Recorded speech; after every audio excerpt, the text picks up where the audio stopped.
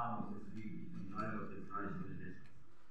Zapravo ja moram priznati da ja se sad osjećam kao da sam zalutao ovdje, slušajući ove situacije koje su vezane za Hrvatsku, slušajući ovo sve o ovim procesima koje su spomenuti. Zašto?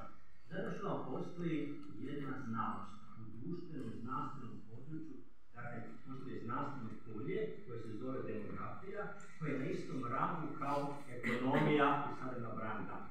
Između ostalog, dakle, tom su se znanošću bavili neki uglednici, među njima je profesorica Akademija Balić, također nažalost koja je prije 50 godina radila projekcije stanovništva i govorila i pisala što će se dogoditi u Hrvatskoj.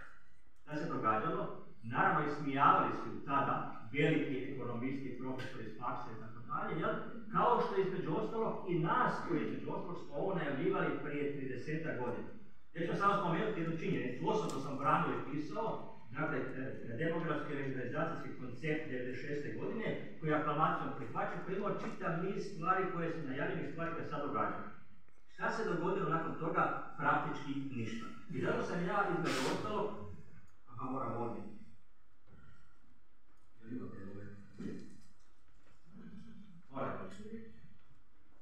Zato sam ja između ostalog pripremio jednu prezentaciju da ne bi bilo napamet govorenja, da se točno zna što se između ostalog događa, što trebamo činiti i što nas čeka sutra. Ja? Neću ovdje puno, to je jedan tekst koji sam htio samo pročitati njegov zadnji dio. Hrvatskoj je potrebna politička volja. Dakle, ja neću objašnjavati puno, ja ću samo dati izjave, dakle stavove i tako dalje. Potreba politička volja, razum i postavljanje iseljeničke i općenito demografske problematike na stratešku razinu značenja prvog reda veličine. To mora biti politička odluka.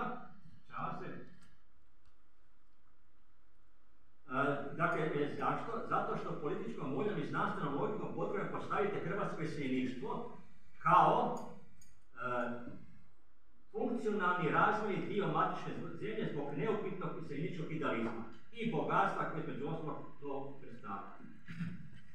I sad gledajte ovako, činjenica jest da između ostalog postoje programi u strankama i partijama koji u velikom dijelu ili malom dijelu dotiču demografsku problematiku. Ja ću vam samo pokazati slijed onoga što je programski predviđeno u sadašnjem izvršnom sustavu, a to je, dakle, program 2014. godine.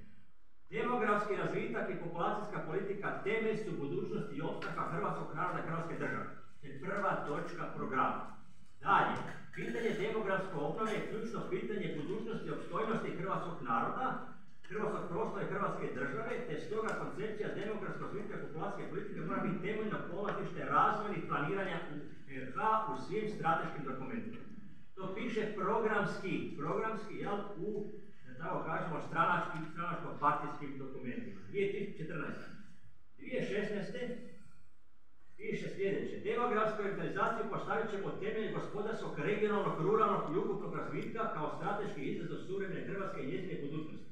Najvrijedniji hrvatski potencijal od kojih su bili ljudi i njihove vrijednosti, koje s tradicijskim i prostornim obilježjima čini civilizacijsko bogatstvo Hrvatske i Europe, a naša je zadaća obveza to bogatstvo sačuvati, razvijati i prenositi na buduće generacije. To piše u programima. Možda čak možete iščitati iz ovih rečenica koje je autor bio tog teksta. Zatim opet imamo, dakle, 2016. Cjelokupnu koncepciju demografskog razvitka zasnivat ćemo na pozitivnoj populacijskoj politici, modelima revitalizacije domicilne iseljeničke populacije, ostanku mladih Hrvatskoj, obiteljskoj politici i poticanju povratka useljene Hrvatske. Dakle, to je slijed. 2022. u istom političkom pristupu stoji sljedeće. U posljednjih 10 godina se najjasnije i najartikularnije upozoravao na populacijske probleme u Hrvatskoj, u prvom redu na slab porast nataliteta, rasta broja staračkih domaćinstva i neravnomjeran raspored prostorne nadležnosti stanovništva. Dakle, samo se upozoravalo. To je iskorak 2020. godine na one prethodne koncepcije koje su eksplicitne bile vezane da se ta problematika mora staviti na stratešku razinu.